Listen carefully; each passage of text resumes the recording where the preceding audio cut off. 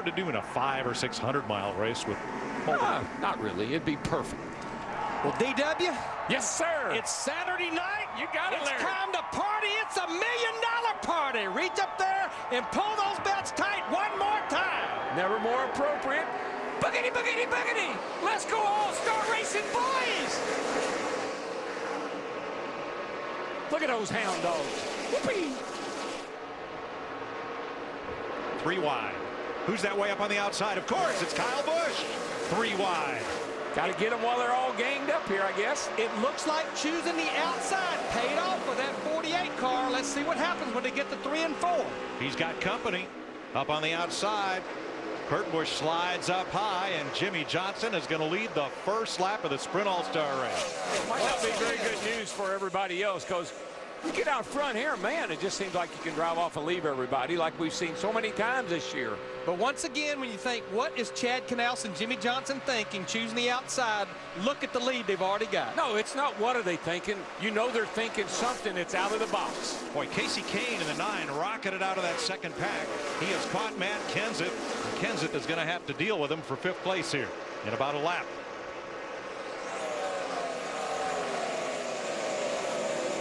Ryan Newman and Kyle Busch behind him.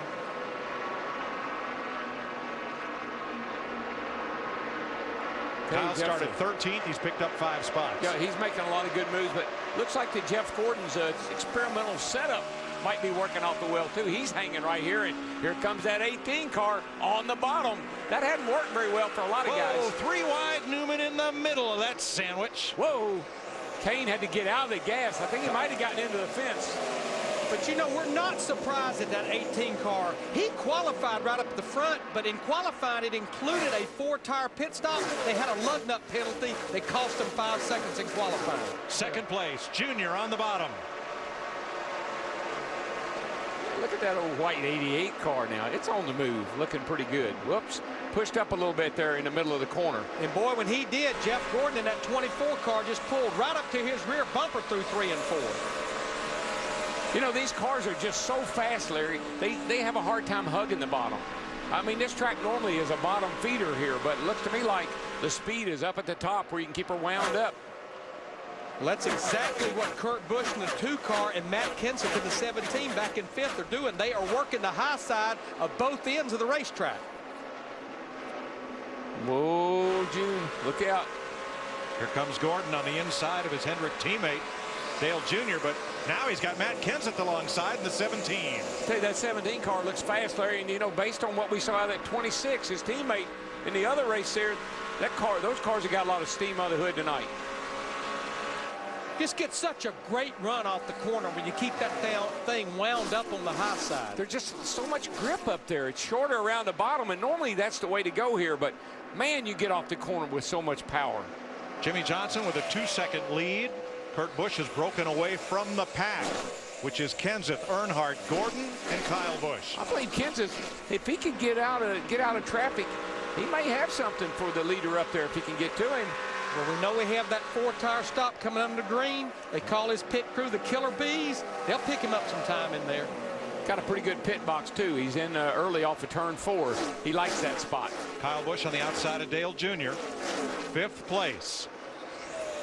Give it to Kyle Busch. Yeah, it looks like Junior's car starting to fade a little bit. That 24 car isn't fading, though. Here he comes, and he's a bottom feeder. Boy, Junior, I think, got in trouble big time over there in turn 1 and 2 in that 88 car. Had to really jump out of the throttle. Yeah, Larry, the handle is gone. Mark Martin and now Ryan Newman go past the 88. 7 laps, and already the car's looking like it might be getting real bad loose with him.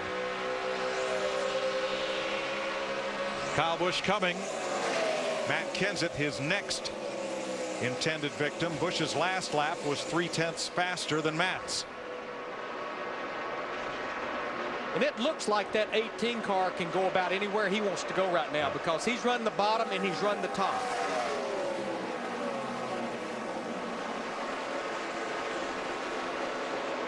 I tell you, a car that's on the move. Tony Stewart had a miscue on his qualifying. He was supposed to get 4 tires. He left after 2.